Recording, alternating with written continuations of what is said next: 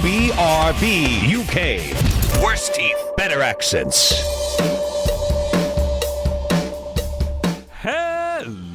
Hello, and indeed ahoy hoy. Welcome, episode 415 of BRB UK beckons, and I am here to beckon you to it. My name is Dan, I'm one of your hosts. Hello, good evening, good morning, or good afternoon, wherever you are. Or between that time, between afternoon and evening, it's like the latter day brunch, is what I would describe it as. I don't quite know what that term of the day is. It's like the perineum of the 24-hour period. No one's quite got a name for it, apart from perineum. See, this is why I interrupt you normally, Dan, because otherwise... I am rambling. Why am I rambling?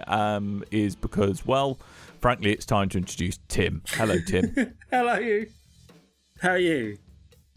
You raging plonker, how are you doing? I am okay. I am actually recording this week. That should help somewhat. Work. That's good. Excellent. And a man who's learned to back up his backups and then back up some more backups on those backups because me and Tim cannot be trusted. It's Coleman. Hi. How you doing? Good. After the shenanigans of last week and the case of the Hibs not recording, we did get one. Well, we get a couple of highlights out of this, but my favourite one being this little sound clip. Oh, Timothy Hibbs, you big steaming pillock. I'm quite happy to have that on the board. Hey, look, it's a soundbite that is useful for every scenario, I find. I've got a couple of good ones from Tim as well. No. Nice. Nice. No. Help me. I've forgotten to record. SOS. No. So, Tim, congratulations. Have you worked out how to work your computer this week? Well, it's not that. It's, actually doing something rather than thinking you've done something. They're two different things. Yeah, they tend to be quite like thinking about paying your council tax. It turns out not the same as paying your council tax. Wait, what? Yeah. Yeah, I know. Sorry, Carmen. Sorry, buddy. Oh, crap. Sorry. Yeah. Boris is coming for me. We can't be bothered. Can't be like, bah. There's money involved. Bah. Well, yeah, this is true. Anyway, Tim, yes. It's been an exciting technological time for you. Well, if WhatsApp conversation or anything's gone, it went along the lines of, man, my Xbox S is seriously quiet. Me, have you turned it on? Tim, We have to check now. I think so. Yes, but it is whisper quiet. And it does turn on. It's got the button is slightly different to how it was on the controller and on the previous Xbox as well. Here we go. We're getting straight in on the juicy details, ladies and gentlemen. You don't care how many gigaflops or teraflops it's got. You don't care about the ray tracing. You don't care about the super sexy drive. What you care about is that the button is a little different. Thanks, Tim. This is why we're so glad you invested on our behalf. Yeah, this is why Series S. You come to BigRedBarel for the insider knowledge. No one else can do it. Well, thousands of other people have already delivered in better fashion. Well, I just would like to point out as well, Tim is the first to get the Xbox Series S, which is the next generation, well, now current generation console. Yeah. That makes Tim, on the bleeding edge of technology, the only person in the show, apparently. Yeah. Well, it's the slightly blunt edge. There you go. I mean, it's still it is the new current generation. It is the diet version of obviously the Series S versus the Series X, and is perhaps, I don't know, as I've been thinking about the Series S, I have been wondering how much Microsoft might have shot themselves in the foot out the gate with this, because actually the more I read about the S, especially if you're not obsessed with running things in 4K HDR at 120 frames a second. Yeah. It does do HDR though. It does do HDR, I know, as the Xbox One does. Yeah. But in terms of the fact that we're already pretty resigned to this generation being pretty incremental in its upgrade, actually, is the S a much better value proposition than the X anyway? So, yeah. Quite possibly. I mean, I'm there's one thing I'm slightly confused about that you might be able to kind of give me some information. I refer you back to our earlier conversation. Have you turned it on? Well, no, it says it does 1440p, which, as I understand it, is more of a monitor resolution, basically. Yes. Yeah. So, but it does say that it upscales to 4K.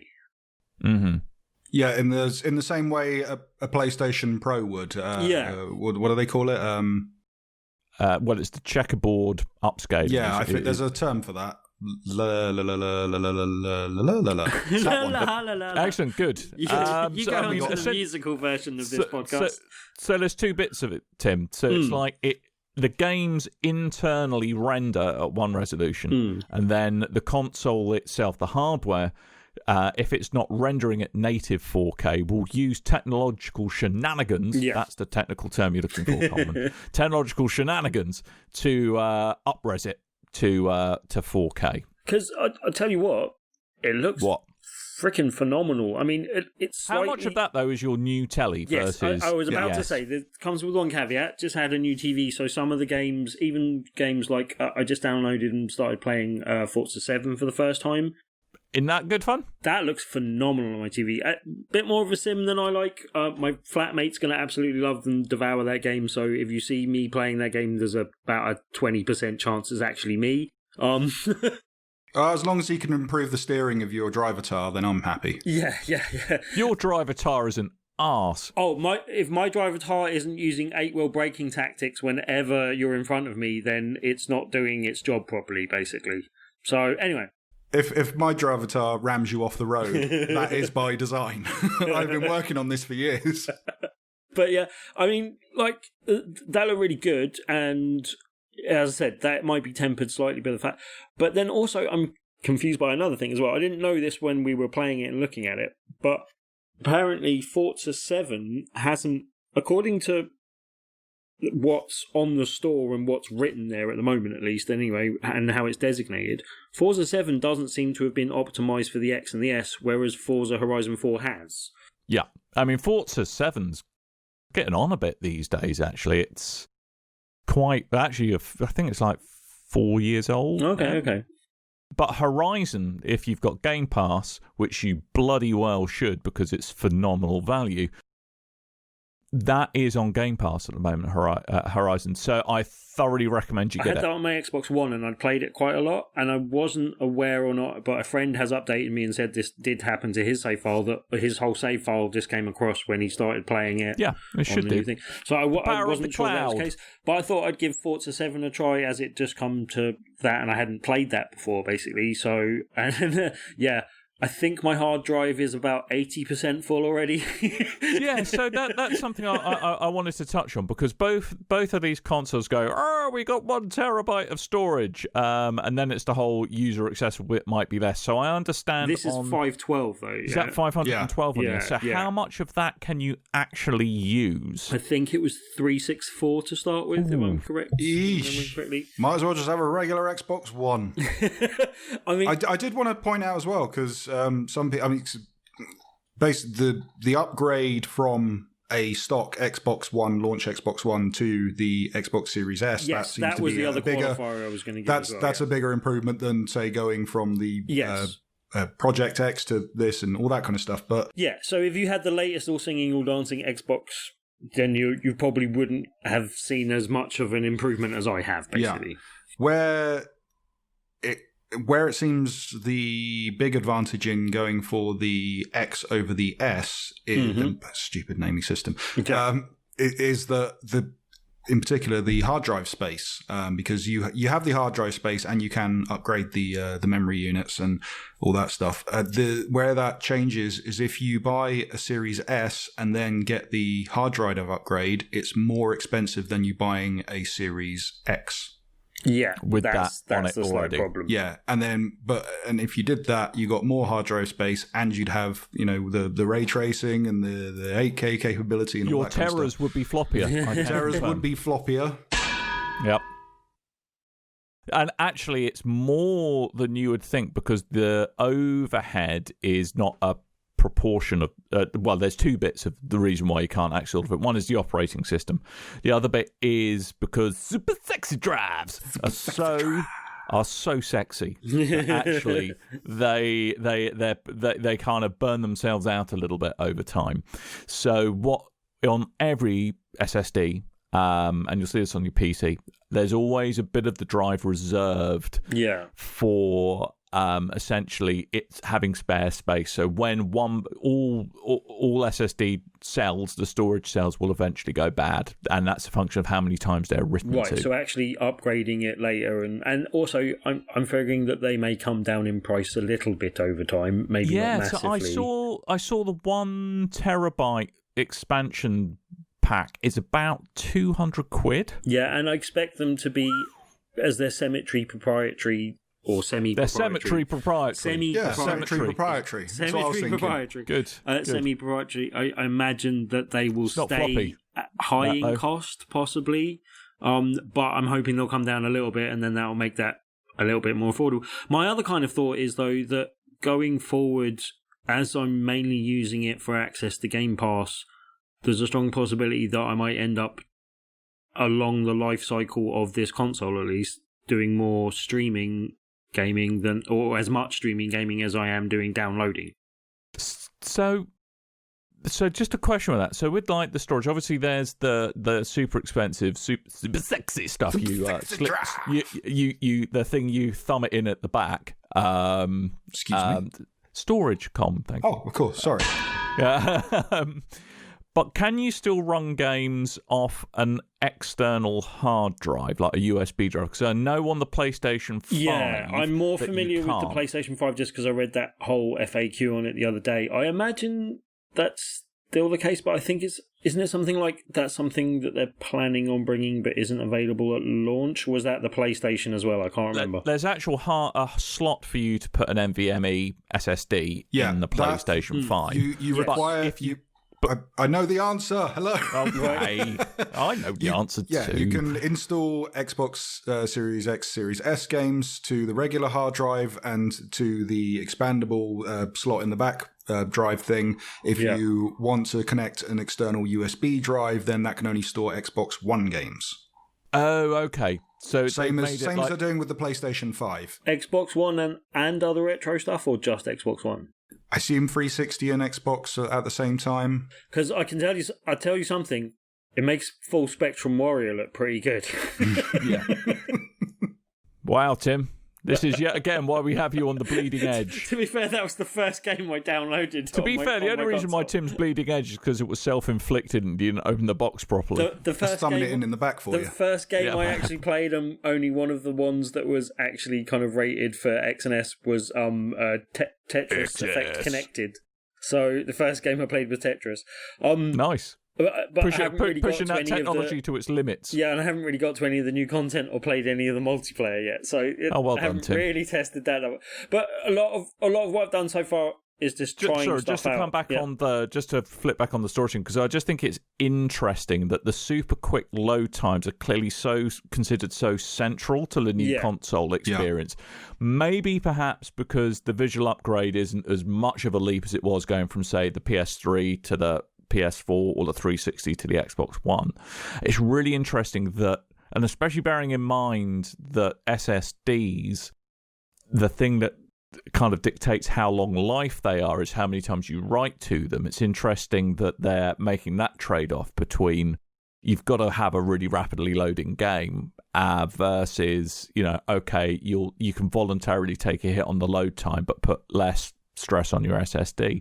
So it's just interesting to me that is kind of verboten in both the Xbox and the PS5. Yeah, but I think, as you say, that's going to be a large part of this kind of console life cycle in both consoles.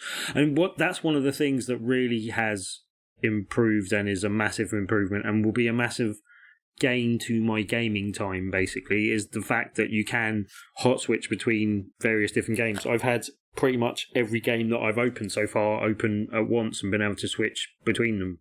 So Spelunky, Tetris.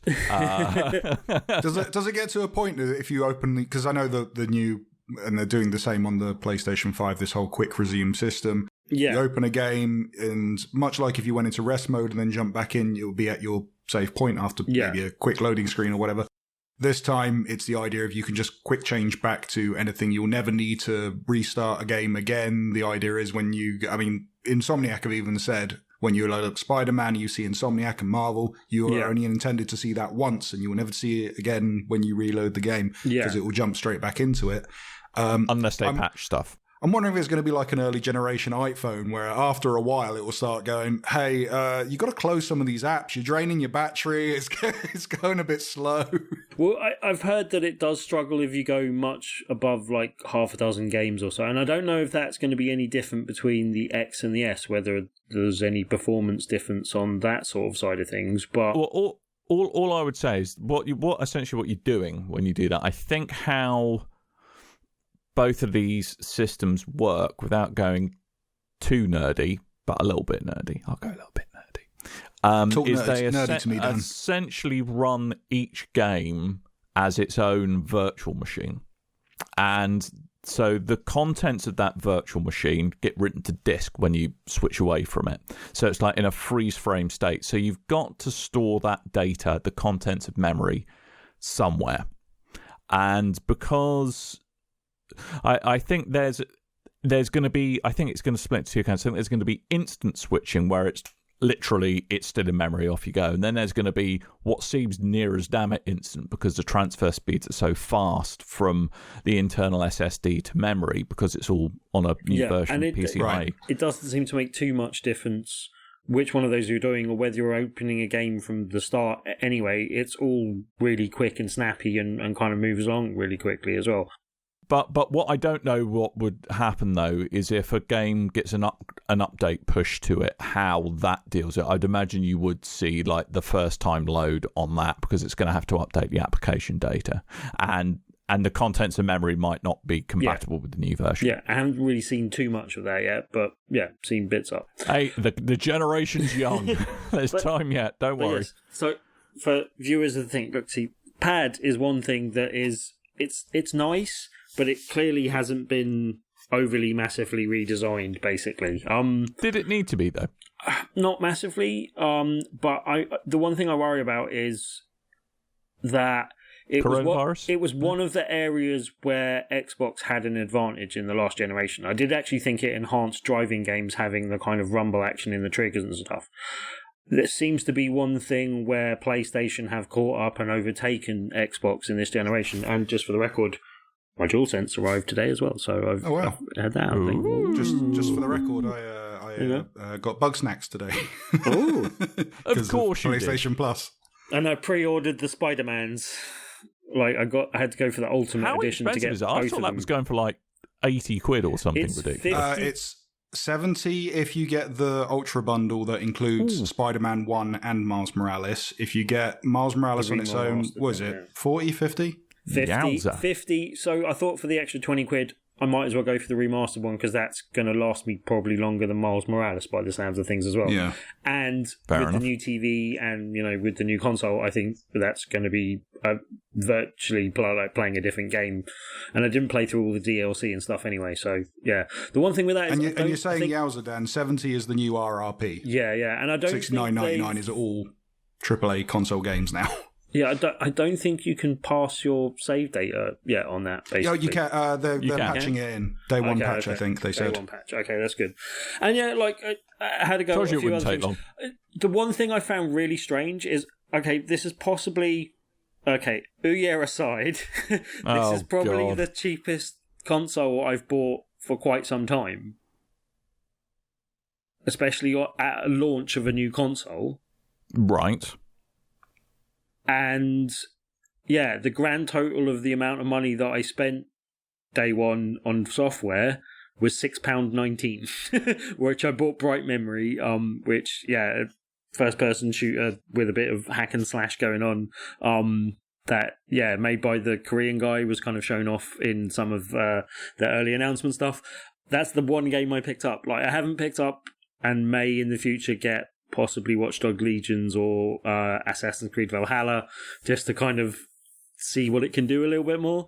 But at the moment, I didn't want to clog up my hard drive with a massive game straight away anyway, as part of my thinking. But with me having access to Game Pass and, Games with Gold and other bits and bobs, I had a full library on day one of games to mess around with and have fun with, and I don't necessarily feel the need to pick up a game yet, and I've still got enough stuff to be playing with, and loads of other games I've downloaded and haven't played yet. So, well, with Game Pass Ultimate also including a bunch of kind of the basic tier of EA Play now. Yeah. I mean, there's just so much stuff you instantly have on tap. Yeah, I've already played a bit of Burnout Remastered, a little bit of UFC 3, and just being able to bounce in and out of a few games that I wouldn't have been picking up at the moment, but just to see how they are and have some fun with them. Yeah, it's been that's been good and fun. And I don't know how they got that or how long, if that's a permanent thing with EA Play, but it is really another string to the bow of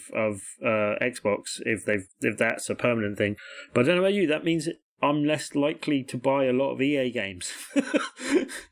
Yeah, I mean, well, it depends, because on some cases they go, hey, here's you can play this game free for 10 hours before you can buy it. And in some cases, that's enough. You know, like I said, picked up the FIFA thing, had 10 hours fun of FIFA. They went, you're at your end of your trial, and excellent, I've played enough FIFA. It's great. I really enjoyed that.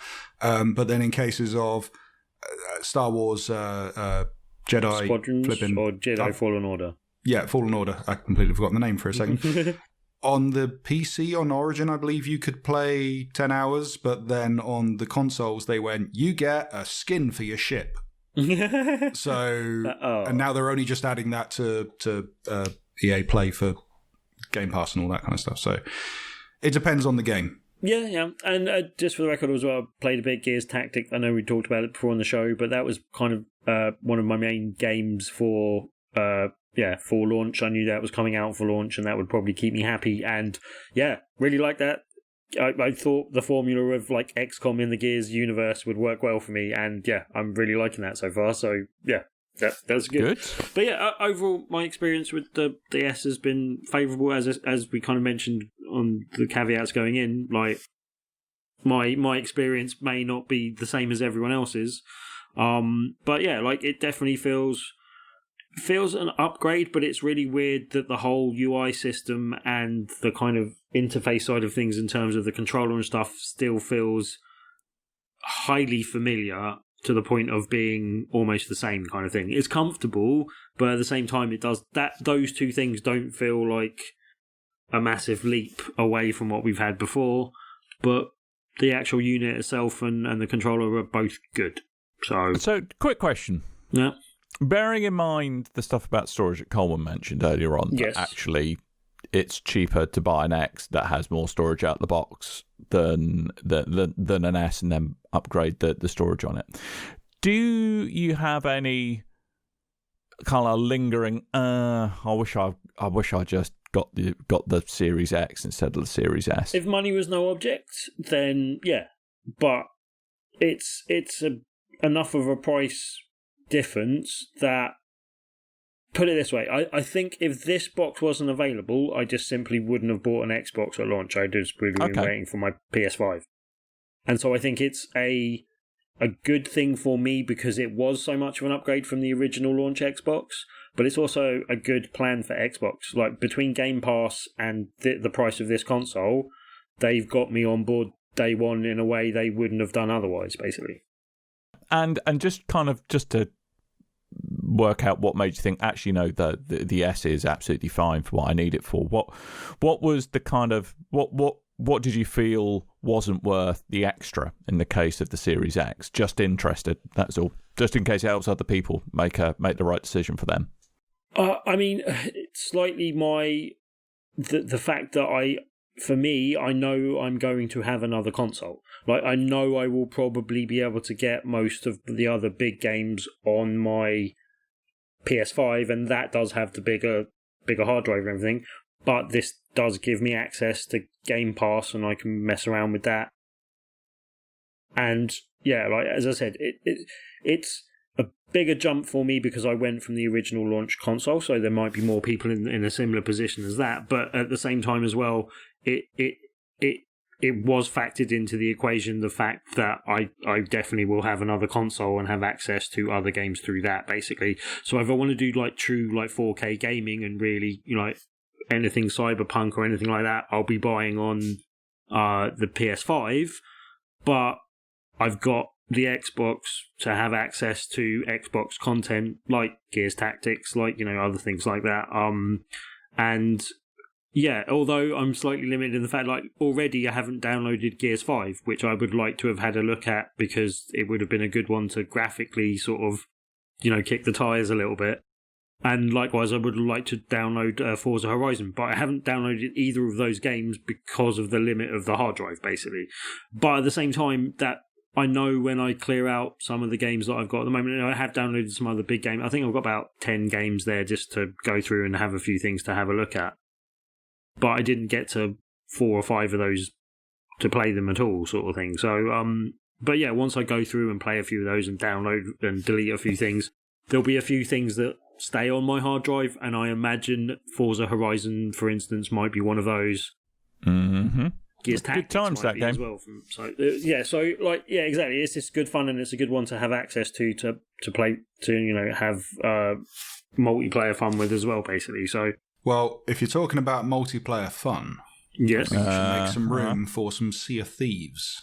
Ooh, that Sea of Thieves. Now, that's optimized for X and S as well, basically. Exactly. So, yeah, that'd be another one. I still haven't played any of that, so despite downloading it and having it on my last console, so that we could all grew up at some stage. I'm finding there's a handful of games that I've been wanting to complete before the year's out, but I have now gone, I don't want to play that until I get my PS5 to play them on, because now optimization patches are coming out. And when I saw Ghost of Tsushima running because they have 2 modes, they have the performance mode and the graphics mode, and people were running the graphics mode in the same frame rate as the performance mode, running like on a solid 60, and it looked gorgeous. I went, I might just wait until I jump back into that game. With Miles Morales, haven't they done that? There are 2 modes again, yes. But it sounds like the graphics bells and whistles is a locked 30 frames a second, but it does have like ray tracing and all of that stuff, whereas the performance mode is 60. And that's a shame, because it's a new console generation. The whole point you get a console is you don't want to faff about with, I mean, for one, price, it's cheaper than going out and getting a big expensive gaming PC, but also it's the simplicity of... That's true. Also the simplicity of out the box, put your disc in, boom, there's my games. Yeah. And it was kind of that, when we hit the half-step generation and they went, okay, now you can prioritize, do you want 4K, HDR, do you want frame rate, how do you want to play this? And instead of eliminating that into the next generation and then that being the next half-step, they've gone straight out the gate with that and gone, what do you want to prioritize? I just want you to give me the damn game and give it the best possible way you can. Things should look amazing, and I don't need to faff about with a menu. Do you think we're going to see another half step this generation? Oh yeah, we are. Yeah. We are so doing that. And then when Tim puts his man maths in and picks up the newest Xbox Series XS Plus 50, then I'll buy his one on the cheap. It's not an iPhone. It's not an iPhone. That's also part of the thinking getting the S as well. That knowing there's probably going to be an upgrade console anyway, so let's see what they come out with next time as well. But... I mean, is that a behaviour we really want to encourage, though? No. Mm-hmm. Exactly. Thank you, reasonable voice of the... No, and the only reason I went for the Pro was because my bloody PS4, my launch PS4, it looked like it sounded like an aircraft, and it looked like it was going to catch fire. Yeah. We see I found my launch PS4 sound like an aircraft, and then my PS4 Pro sounds like an aircraft, just a slightly better aircraft. It was the point where I was playing GTA, and this when I was living with you, Tim, and I remember this specifically. It was the point where I was playing GTA Online, halfway through a heist, and then it blue screen, and it said, "Sorry, your console is too hot." I need a Pro. Too hot. Too hot. I think there are some things in both VR and now I've seen also in 4K, like Ghost of Tsushima in 4K. My PlayStation Pro does cry when I'm playing it in 4K. Basically, yeah. Please stop it, Master. That's the problem. That's the problem we have. I think like the first 3 PlayStation Pro models, you'd expect them to sound quieter, and they have the same fan problem. And then on the 4th, they sorted that. But at this point, if you hadn't picked up a Pro, you probably weren't going to. So I was quite annoyed with that. Although I have heard very good things at all of the, just based on stuff I've watched on YouTube and teardowns of the consoles and stuff like that they really do seem to have got the cooling sorted. Yes, this that time. seems to be the case. I have a question, Dan, that we didn't quite pick up on from before as well. Like, the one thing that confused me is why Xbox target 1440p for monitors when if you have a monitor, you're probably going to be playing it on PC anyway. Like, I don't quite understand the 1440p. I mean, it's a halfway house. I mean, it's so. Does it help with upscaling to 4K if you've already gone part of the way, sort of thing? Or? Not well. I mean, it's easier to. It will look crisper than 1080p, but it's easier to push 60 frames a second because you've got far fewer pixels that you need to refresh every frame. I mean, it might well be that people, while they've got a PC or they've got kind of like a 2K monitor, which is essentially what that is, they may just miss the convenience of just being able to pick up and play a console. I mean, sometimes, I've thought, I've even found myself thinking about an S for that very reason. So, it'd just be great just to have it. That's all it does is games, and there's no faffing about with other stuff. And that might be where they're going with it. Yeah, it's one compromise I had to make on TV for price at the moment. It's not 120 hertz. It's only 60 hertz, basically. I mean, for the vast majority of people, the jump from 30 to 60 is really noticeable. Yeah, there is a difference going from 60 to 120, but it's not. Doesn't have as big an impact as going from 30 to 60, in my humble opinion. But yeah, no. But and your eye can resolve images slightly quicker than 60 hertz. For those of you out there just screaming into a pillow, but your eye can only do 60 frames a second. No. I do that to a mate of mine who is bigger a PC nerd than you, Dan. And really? Yes. And whenever he talks about his new, graphics cards or whatever, and like what he's outputting or his refresh rate on his monitor and stuff, I go, oh yes, but did you know that the human eye can only actually monitor at 20 frames a second? To go, stop it! You know it annoys me. Yeah, Sony London announced that Blood and Truth got a patch, or is getting a patch for PS5 that again you can have visual, or you can have the frame rate. Yeah, looking forward to that. Up to 90 frames a second. Right. Okay, that might make it look nicer. It's nice to hear about your Xbox, and we're going to hear about your PlayStation next week. But Dan's got some Destiny to talk about, which means I get to hit this button. And yep. And if he doesn't talk about it soon, then we're going to end up with a whole show where Dan doesn't get to talk about Destiny. And that's not right. I mean, so I will do my darndest. I will do my utmost to do my utmost to give you a whistle-stop tour of Destiny, because I know it's not everybody's bread and butter, Timothy. Mm-hmm. So the game released. Oh, 1 second, Dan. Sorry, I did that today, and I wanted to. Yeah, it's absolutely fine. I did that just for you today. Come on. I know. So I've played through the campaign. It released on Tuesday amidst a whole bunch of server issues and faffing about. It seems they didn't quite get the queuing right for it. Did they not get the memo of the launch day? No. And it's.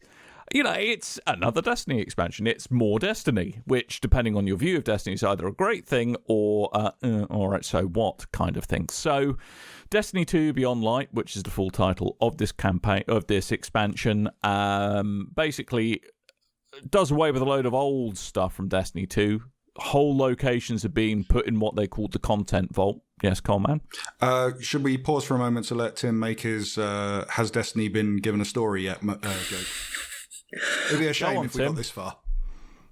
Yeah, I did see someone, I can't remember who it was now, but someone said after all these years of Destiny story, it's boiled down to circle versus triangle, which I don't fully understand. Yeah, well, kind of. That's I would say that is, if you had to massively simplify it, a little bit, yes.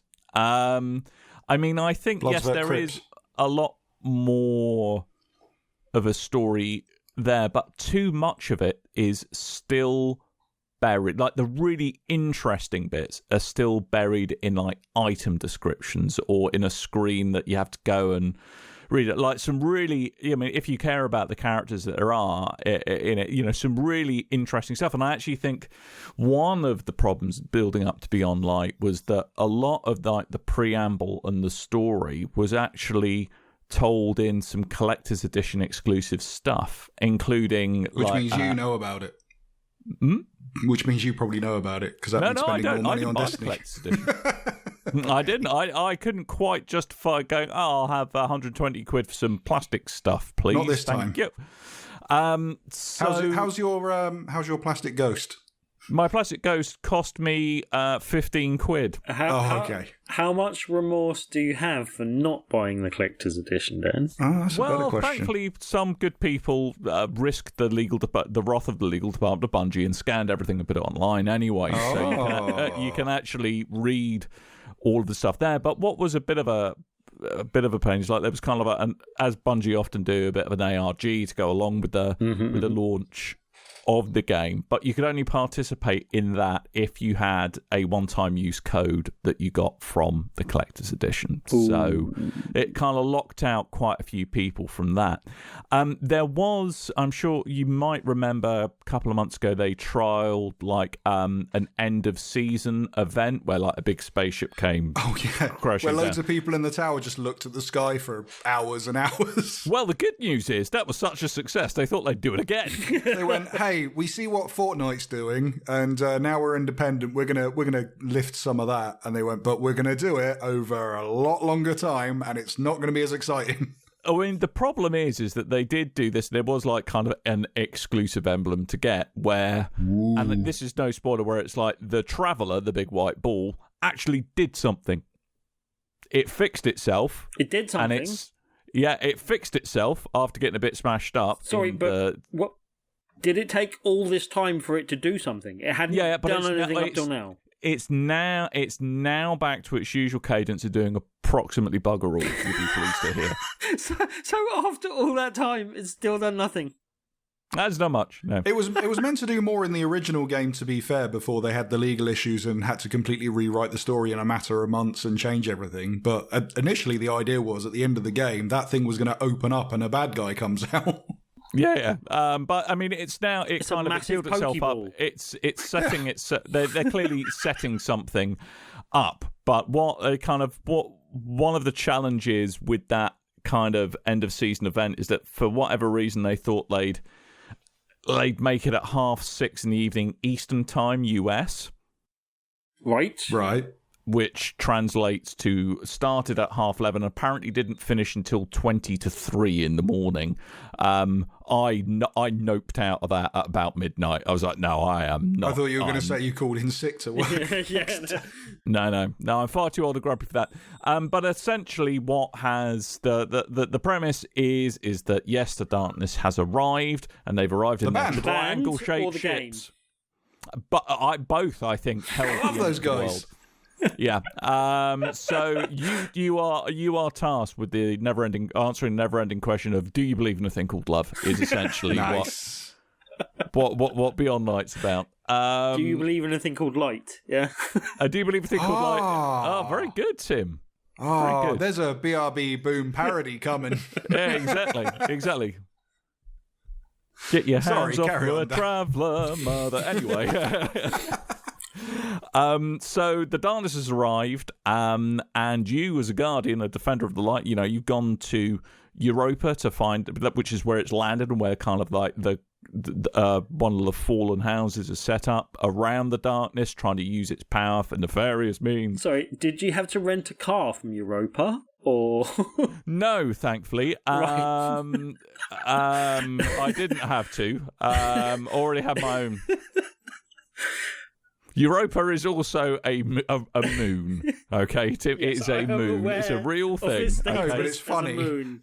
Yeah, there's it's easy to remember the moons. There's Europa, there's Hertz. Who else is there? But it ends up that you need to wield the darkness yourself. Ooh, cue moral ambiguity. And it doesn't quite take it as far as perhaps it will over the coming weeks and months. But it doesn't take that question quite as far as I would like. It doesn't really kind of challenge you or challenge the player to think about what the ramifications of that are. And essentially, what it boils down to, this is slightly more embellished than the triangle versus circle thing, is actually neither light or dark are inherently good or inherently evil. It's just one balances the other. And that's pretty much what the whole story seems to be boiling down to. Kind of like if one side was light and the other side was dark, and you had to somehow bring balance to that, let's call it a force. Oh, yeah. Yes. I see what you're doing there. Yes, there is actually Varix for a character who was last seen in House of Wolves, I believe. Oh, yeah. He sounds a bit like Yoda. He's also back. Sounding a bit more asthmatic than before. Helmet and the fur and stuff. Yeah. Forearms. Bobby They're forearms. like the dudes in Solo, Star Wars stuff. Yeah. A bit. So he's returned back. Is there anything that isn't from Star Wars, Dan? An exo stranger. You last saw her in Destiny 1, where she didn't have time to explain why she didn't have time to explain. Well, she looks like Poe Dameron's Does she have time to explain it? Rise of Skywalker. She is taking some considerable time to explain some considerable amounts of stuff, which is good. Oh, she's got time. Yeah, and now there's all kinds of stuff about her backstory.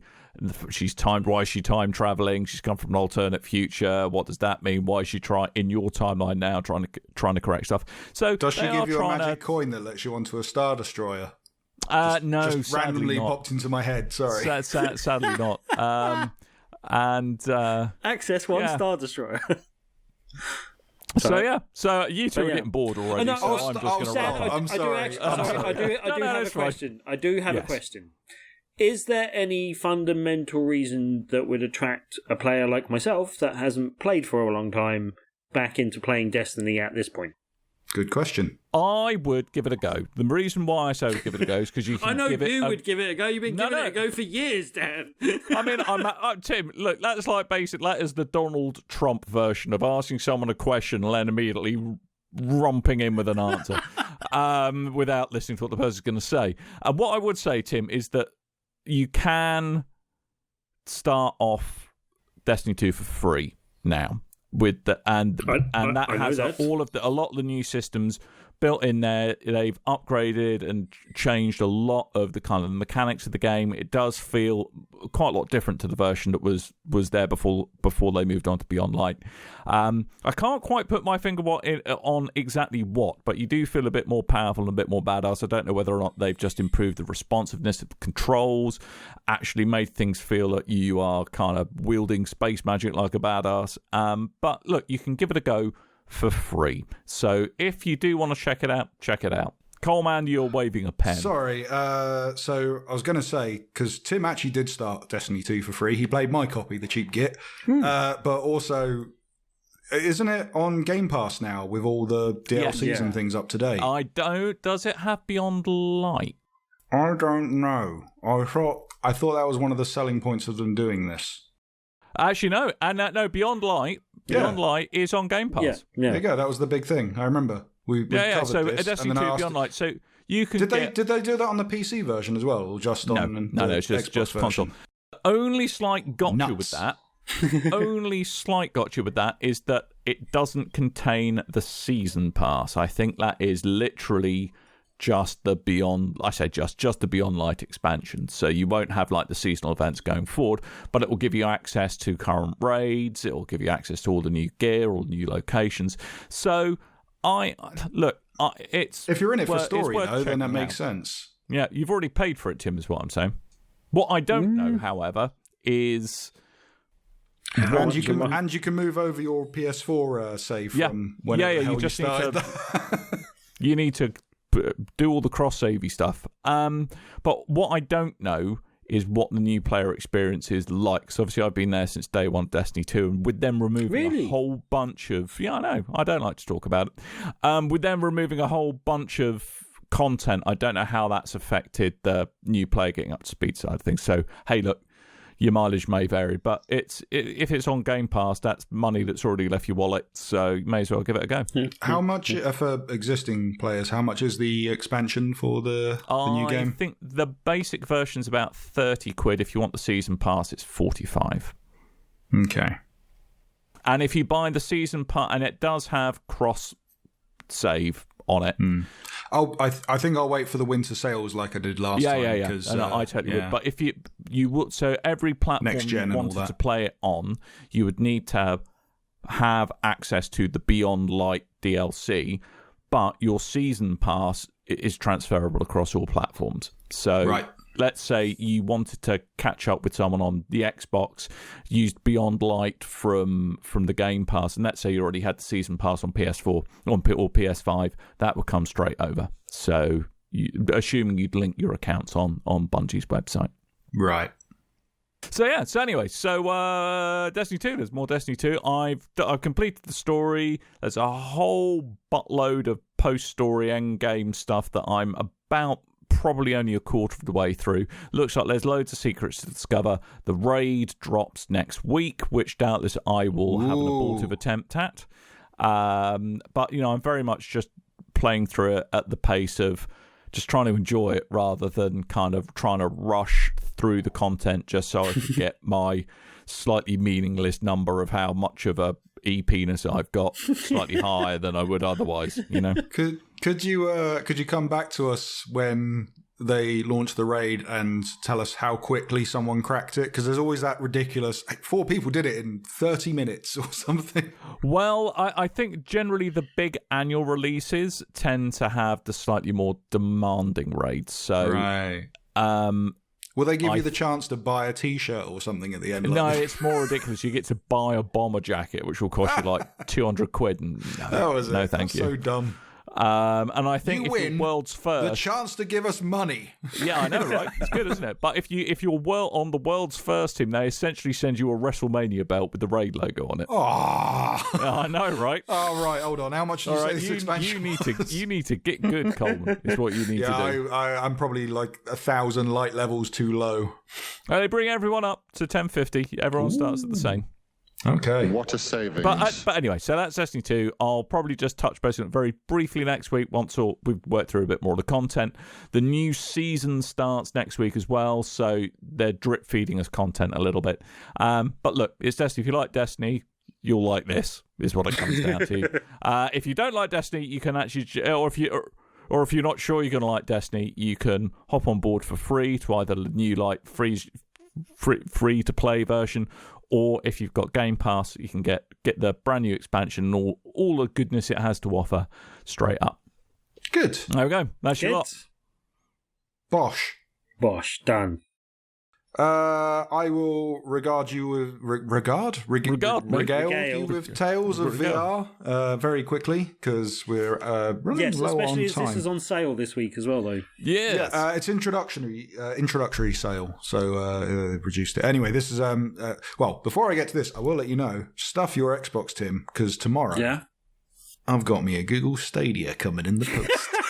Sorry. Nice. Hey. You can game like you've never gamed before with the Stadia. That much I would say about it. It's funny because so this is the Premier Edition, which what were they? 130 quid they were charging for those things when they gave me one of those free when I got broadband. And then if you got BT broadband, then they gave you one. Now the case is if you are, and also they've reduced those to 90, I think, or 80. So they went down quickly. And then if you're a YouTube Premium subscriber, which I am, I use the family account and all that kind of stuff, you can claim a free one. And I don't think there's ever been a better advertisement to get Spotify than YouTube Premium. I mean, sorry, quick aside, YouTube Premium, just the whole idea that that's a thing offends me. Well, no, here's the thing. So initially, if you subscribed to Google Play, which is the music platform, then it gave you access to have no ads in YouTube and to, if you were listening to music on YouTube, then you can turn your phone, put your phone lock on and it won't stop the video, that kind of stuff. all those features were taken out, and then they went, YouTube Red, you can have all those features back if you pay for a separate subscription. And then that became YouTube Premium in the UK. And then they sent me an email and went, hey, we're shutting down Google Play. You can now use YouTube Music instead of Google Play, which is a separate app, but it includes YouTube Premium. So the only reason I have it is because I used to use a music service and they tied it into YouTube instead for less money. Right. So I pay less money and I have more features, basically. But yeah, I use YouTube Premium for that reason, for music more than the videos. And because of that, they've punished me by giving me a Stadia. Let that be a lesson to you. No, I did. I followed a link and claimed it and stuff. You had to fill out details. Yeah, don't worry, you've only got yourself to blame then, Coleman. You've only got yourself to blame. I thought I'd give it a try because, I actually enjoyed playing it on my phone and stuff, not so much on the desktop. Yeah, I mean, I have to say that actually the controller is really, really nice. It's a beautifully designed controller. Less than that, it's 70 quid to get a 4K Chromecast, and that's included in the package. So I'll have that for free, no problem. Even if I don't use the Stadia. You'll shove that dongle round the back, won't you, Coleman? That's it. Thumb it in. My friend who couldn't get his Stadia connected has said I could have his, what's the name, Ultra Chromecast thing. So there you go. Yeah. Happy days. Sorry, back to the all-important VR. I have been playing Star Wars Vader Immortal, which was a game I said I wasn't too excited about because I'd seen a lot about it and it seemed quite underwhelming. Yep. But they went, hey, £16 you can have all 3 chapters on the VR, so I picked that up and it's pretty underwhelming. Wow, okay. Yeah, well, I was worried that would be the case. Is it underwhelming still at the price point of 16 quid? Yeah, a little bit, yeah. So basically this game is kind of, it's 3 chapters, 3 different apps, but it's essentially 2 different games because one is the story mode and one is the practice mode. The practice mode is what you're paying, is the game. Right. The story mode, which is spread across the 3 chapters, lasts for just 2 hours. Wow. Yeah. To be fair, a Star Wars film lasts about that amount of time. Maybe that's all they thought they had to cover. So we've only got 2 hours to fill. And I won't go into story spoilers because the story is actually quite kish and it mixes in the prequels and the sequels and stuff, and it's quite nice. But the kind of game you play as a smuggler who has been boarded by the Empire and brought to Darth Vader, and Darth Vader has a mission for you, basically. And that's kind of where it picks up. If I gave you any more, I would literally be spoiling one of the chapters. I have a question, though. Yeah. Why is it called Vader Immortal when we know he isn't? Story points. Okay. Can't really... It's a Sith thing. It's a Sith thing. It's a Sith thing. It's a Sith thing. Is mentioned in the prequels. I might tell you off mic, but anyway. Right, okay. So the main point of the game is you're going to be doing practice mode, and practice mode is lightsaber, force, and blasters. Mostly lightsaber. Right. Then after you've done like 40 flipping practice mode saber things, then you're bringing in blasters, then you're bringing in the force. And it's kind of like, the New Hope where Luke Skywalker's on the Millennium Falcon and he's got the blast shield down and he's holding his lightsaber and the training ball is firing lasers at him. You're doing that basically. But as well as just fighting the one ball firing lasers at you, you fire several. Some you have to attack and just slice them in half. Some you've got to deflect lasers back at them. And then there's also lightsaber training droids, which are these floating robots that are kind of like the medical ball droid, but longer in stature. Have you heard of a game called Beat Saber? Yes, I've got Beat Saber. It's really, really good. This is not as good as Beat Saber, sad to say, unless you really want a 2-hour story for 16 quid. Probably more when the game comes. I think it's like 25 when the game fully is out of sale. The weirdest thing about this game is this was made with Industrial Light and Magic and Oculus Studios. Yeah. So the weirdest thing is never coming to PSVR. Yeah, so. You have a PSVR on, and then it says Oculus Studios, which is the weirdest thing. Hang on, wrong platform. Yeah, it's very strange. there might be enough for you if you're a big Star Wars nerd, like I am. I'm probably laughable in Star Wars knowledge to the mega nerds, but I have more knowledge than the average film goer, and a girlfriend. I'd say, and a girlfriend, and I know enough about or a partner. There we go, partner. I know enough about the I'm just going to dig myself a canonical, hole non-canonical here, by the way. If side anyone wants stories me, and I'm just things. digging this hole. All right, okay, all right. See you in a bit. Bye. It's fine. Bye. Carry on. But you might get enough out of it. I will say the motion controls are very fun in wielding a lightsaber. I do like in between like modes, I can just sort of make a little figure of 8 out of the lightsaber. I can burn the floor. I can muck around with it. You can single-handedly You'll have or your bloody eye double-handed. out with it, Coleman, if you're not careful. I like to pretend I'm Qui-Gon Jinn with this thing, like do a little bit of episode 1 shenanigans with it. Very slowly burn a door open, that kind of stuff. But are you a man with a very toast marshmallows? That's what you should do with it. Yeah. It's the best use of a lightsaber. It's weird because there's Or just not toast enough in of general. there's not enough of the single player story mode. Well, it's all single player. There's not enough of the story mode to make you feel like you should buy this as a game, and the practice mode is not enough to stand for Stand on its own for the amount of money yeah. you would pay. So you feel like you've basically paid for a tech demo, which I really do feel like I paid for a tech demo with an extended story thrown in towards the end. Well, that backs up other things I'd heard, so I'll definitely wait for it to go down in price, but I can still see me picking it up at some stage and getting sucked in at like $5 or thereabouts kind of price. I mean, but to be honest, once COVID shenanigans have calmed down, I can probably just go around your house, download it, and you can finish it while I'm there because it's there's so a plan. There you go. So what would make it worth it? Is it the fact that there isn't enough story content, or is it the fact that it all just feels a bit rushed and superficial and just put together?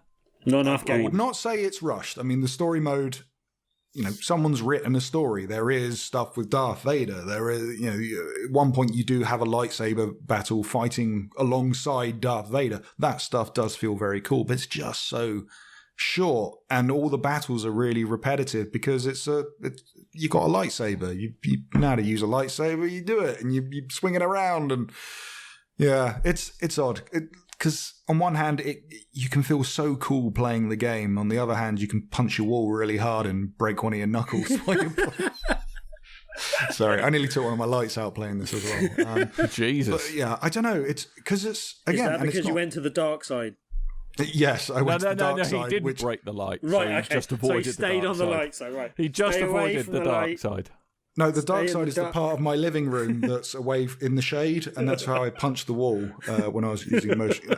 It's weird because it's not a huge price to pay on a game, but I don't think you're getting enough longevity out of the game. And after you do, I don't know, I've done like 50 practice missions, and I'm only on the chapter 1, and I don't feel like I want to do more of them. But then if you look at all the trophies, you get one trophy for the story of each chapter, and then everything else is all practice missions. And I'm like, yeah. I don't feel like I'm getting what I want out of a Star Wars virtual reality game. If you do pick it up, I will say, turn off the comfort settings because it's really irritating. And I'm a guy who likes his comfort settings, but there's things like you walk up to a ladder and you touch the ladder and then suddenly you're on the next platform. Like you should be climbing the ladder, which apparently is in the game, but they turn it off by default. That's weird. Which is very odd. Don't turn on comfort settings why? in Star Wars Squadrons because you really need them. But anyway. Yeah. But yeah, you might find something in it. I don't know. After Squadrons, and I know you loved Squadrons, Tim, and I'm not knocking you on this. And I expected more of Squadrons. I didn't get what I expected. I expect more of a VR lightsaber game that is officially a Star Wars game and not Beat Saber and not a tech demo and all that kind of stuff. And I just feel like they didn't deliver. And it's a shame because I enjoyed Fallen Order so much. And after that, I was like, Really I was ready for a Star Star Wars Wars video game high, and I went, right, let's go do Battlefront 2. Let's go do VR. Let's go do Squadron. It's a shame. It's a shame on Squadrons because I think that's the one high note of that stuff. But I did hear that Vader Immortal was not really up to that much, which is the reason why, I stayed away from it at launch. Otherwise, I'd definitely be going. But as I said, I'll still probably be suckered in and buy it at some point, but just when it goes low enough in price. If you want, and all this stuff's meant to be canonical as well. If you want a canonical story that's that involves all the characters and stuff that you love, then you could just watch YouTube videos for an hour and a half, 2 hours, and you'd be done with it. Fair enough. Hey. Fair enough. It's a shame. Do you know, though, that Darth Vader knows what Luke Skywalker gets for Christmas every year? Do you know how? Oh, God. Yeah, he felt his presence. I have felt your presence.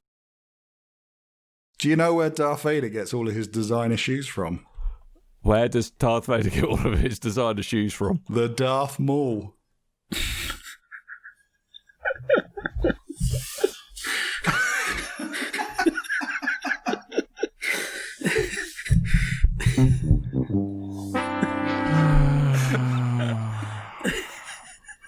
Funny joke.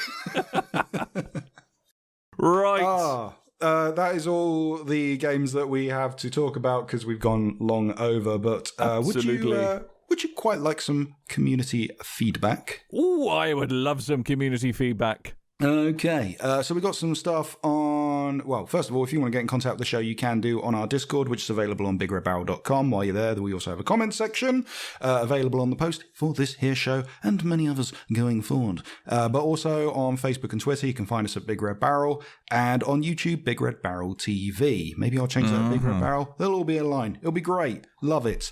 On Discord, Tendo Pete says, I have a question. Yes, Tendo Pete. What do you make of the videos going around on Twitter showing the smoking Xbox Series X consoles? And I will admit I fell for this. If you don't know, people are blowing vapor into their consoles, switching them on, and then they blow out the fan.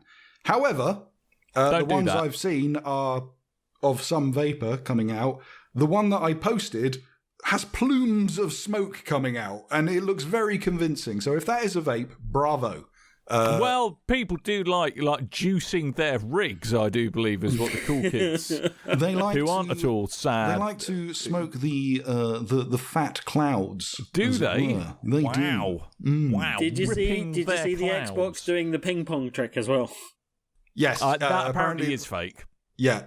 Is that fake? I've heard it is fake. Oh. I've heard it's fake. But pointless getting one now. Don't seriously. That people just need to stop herping the derp and stop. Actually, probably blowing vape smoke up your Xbox. That's a sentence. Blowing smoke up your Xbox chimney is probably not that good for your Xbox. So don't do it. It's funny because I felt I've not hated myself enough, so I've been perusing comments and YouTube comments and tweets, like the replies on tweets and stuff. And it's amazing how many people that think it's a conspiracy that PlayStation fans have picked up the expensive Xbox so they can blow vape smoke at it, so they can make it look like it's on fire to sabotage the Xbox, so the PlayStation will come out on top. Stop the count.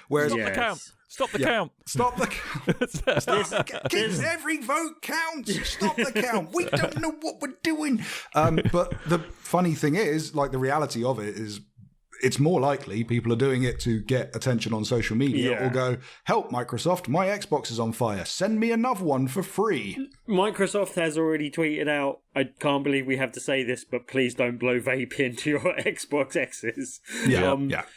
But look, these are definitely fake. There have been, so far from what I've seen from like canvassing a few different sources and seeing it does seem like isolated incidents, but there has been isolated incidents of other things going wrong with them, which you'd expect in a sort of large sort of absolutely electronics launch. But I've seen like one case of a console being dead on arrival, and other cases of things going wrong. But sadly, that will always happen. Yeah, and there doesn't seem to be any major, as we know yet. Like, there isn't enough evidence to support anything major being wrong with any of them.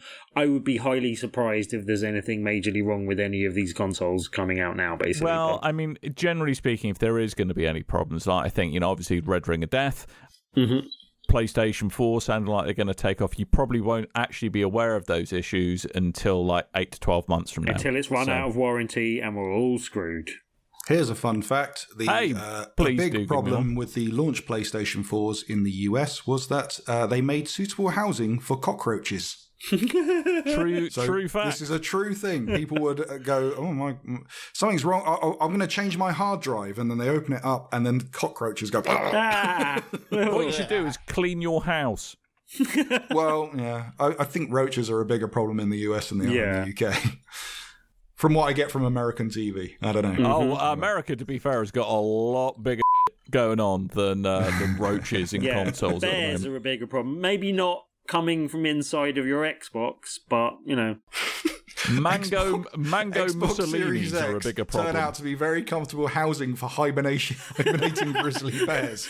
Yeah, you heard it. Well, I mean, hibernating bears. The PS5 is that huge. The PS5 is that massive. To be fair, that could house at least 2 bears per side, I think, possibly. Yeah.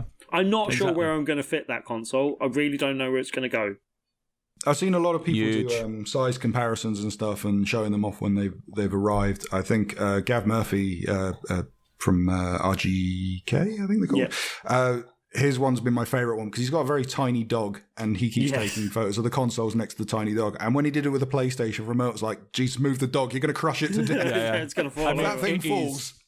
Huge. I think it's 40 centimetres tall. Well, it's 39 centimetres. That's huge. Yeah. All right. Sorry, Tim. 39. That's I've only been different. checking the measurements because I want to know if it fits into the shelves that I have. As they're all Isn't it meant to be? Do you know what you need to do, mate? You need to thumb it in. Is what you need to do. I need to thumb it in. Whoa, no thanks. Yeah. Also, like most inappropriate episode title ever. Random tidbit of information that I found out this week, which I just thought tidbit. It's a tidbit. Tidbit of information that I found out. A tidbit was, do you remember like back in the 90s where you're waiting for those fun images to load? That's where you get a tidbit. Right, okay. That's the speed in which they download. Yeah, Dan Mayer of previous Xbox, Inside Xbox fame, basically. Explosive Alan fame, and a genuine lovely bloke. Yep, genuine lovely guy. He's voiced a load of lines of dialogue in the new Sackboy Adventure game. Really? Oh, wow. Which Cool. I think is quite funny just because he was known for being inside Xbox and is now literally inside the PlayStation 5. Was Stephen Fry busy doing Destiny DLC or something? Oh, was it Sackboy or Astro? No, I think it was Sackboy. Yeah. I think it's Astro, isn't it? Maybe it's Astro. I think it's Astro. I don't know. I'm glad we're 100% I was certain. pretty sure it was down as Sackboy. Yeah. It could be one. Good. Was there more community feedback / questions?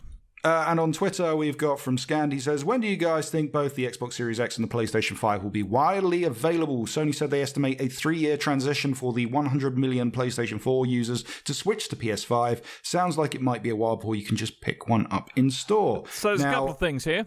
One, don't go to stores. We're in lockdown.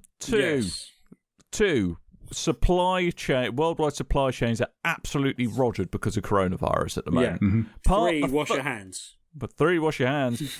Part the fourth, I genuinely think it's like by general availability, and I'm assuming by that you mean that you can just, whenever the fancy takes you, you can go to a website, it's in stock, you click buy, it comes a couple of days later. I think you're probably looking at February or March next year. Yeah, so I think even longer than that, possibly. But really, Phil Spencer's already come out, I believe, to say that if you're looking for an Xbox and you didn't pre-order one, it's not likely you're getting one this year, that you're going to have to be waiting until the following year before you receive one.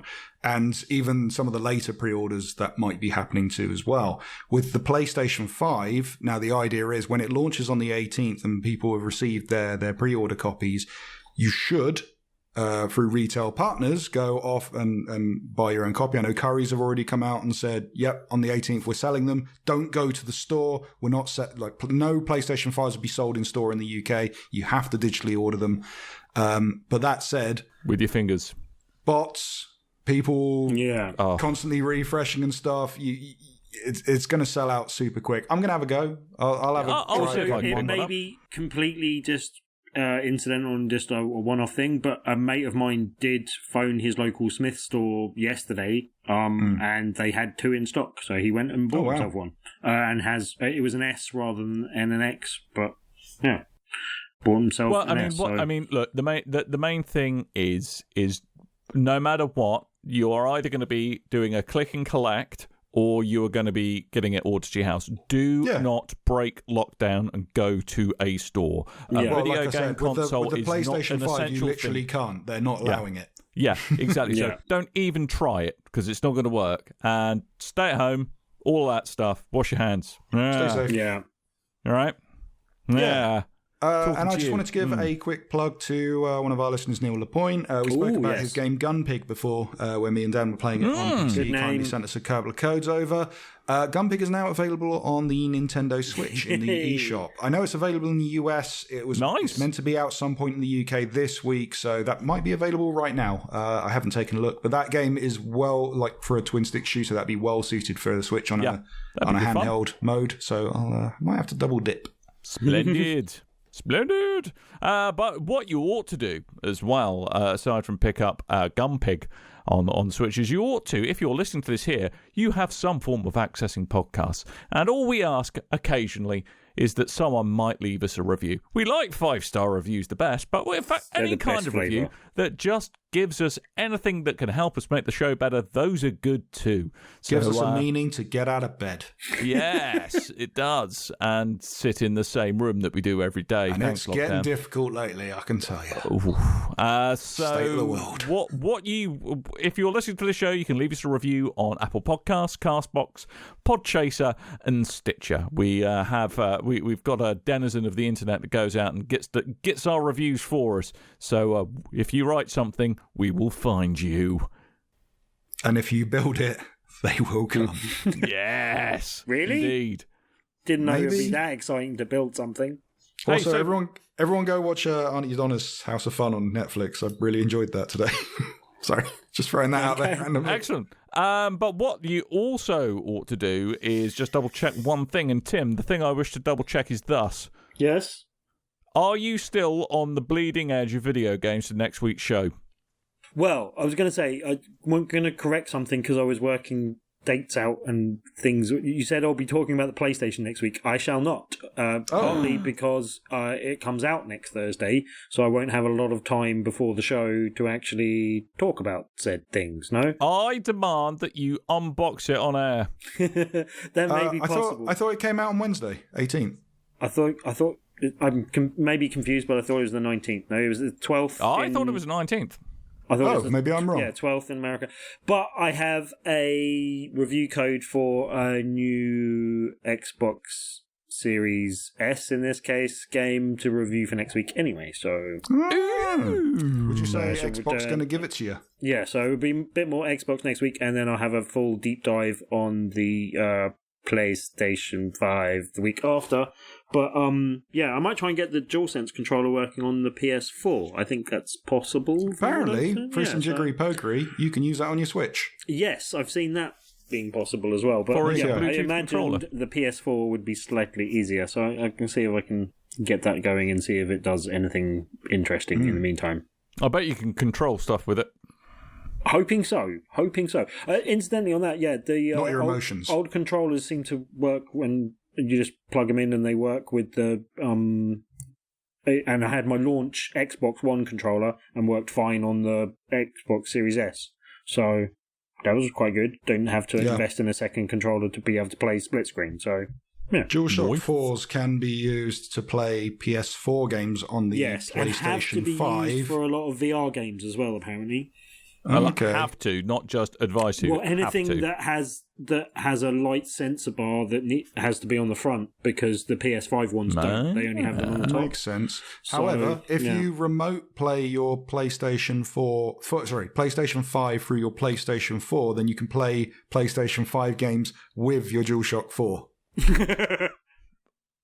Right. And then and it is possible, Dan, I know you're wondering about this, you can remote play your PlayStation 4 through your PlayStation 5 through your PlayStation 4 remote played through your PC if you really wanted to do that. Right, but If you could you really, remote play really your love PS5 lag. through your PS4 using a Vita? I'm going to try this. Because you can. I'm on going to your go find my PS4. Vita. I'll be right back. I'm now recreating memes because my mind is blown. It's good. Yeah, I think it's... don't these will all become GIFs? Yeah, I'll have to dig out my Vita for when I get a PlayStation 5. A Vita? I'll let you know. Yeah, I've got my Vita ready. Oh, It's in don't. the attic somewhere. Tim's going to start making really crap puns again if you Let's start go. doing it. Let's go. We've done the show. right. Let's Don't go now, cry for guys. me. Come on. Right. Stadia. All right, let's go. We're going to go now. So thank you for listening. Make sure you go to www.BigRedBarel.com. That's where we live and stuff. You can also find a nice little link to our Discord there because we go on Discord. We talk about things. We do stuff. There is also going to be perhaps a little bit more extra life shenanigans going on over the next couple of weekends. We're all a little bit... constrained with our diaries at the moment, but keep your eyes out on the Big Red Barrel Twitch channel. There's probably something going on a couple of Saturdays coming up. So I'd love to be able to say give you definite answers, but everyone's schedules, because Kev's just had kids, I'm being work silly, and it's just all been a bit chaotic. But we will get some kind of fun going on online sooner rather than later. So yeah, you can also go to www.twitter.com/BigRedBarel or Facebook.com/BigRedBarel2, and there is fun to be had in those sites. Just don't slash in the Big Red Barrel. No, don't do that. Don't do that. Anyway, we're going to go now. So all that really remains is me to remind you that I have been Dan. I might have been Tim. And Tim says... Never record my bellend. It's good advice I for think anyone that- in any situation. Tim, that would be... I would love to actually have a fortune cookie, and for that to be the message. Never record your bell end. No. Yep. Oh, So anyway, we're going to go now. Toodaloo. Goodbye. good work. And until next time, dear listeners, doodle bye. Hello. No, doing it wrong again. Idiot.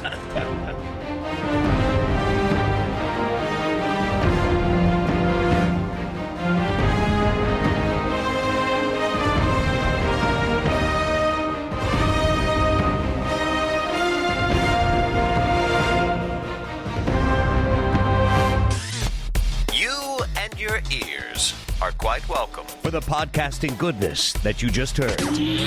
Why not roll on over To BigRedBarel.com. for more podcasts? News, reviews, and videos from the biggest, reddest site on the internet. BigRedBarel.com. a Facebook and a Twitter at Big Red Barrel, and also we have a YouTube channel called Big Red Barrel TV. Sorry. Something's gone wrong. What's gone wrong? Oh, Timothy Hibbs, you big steaming pillock.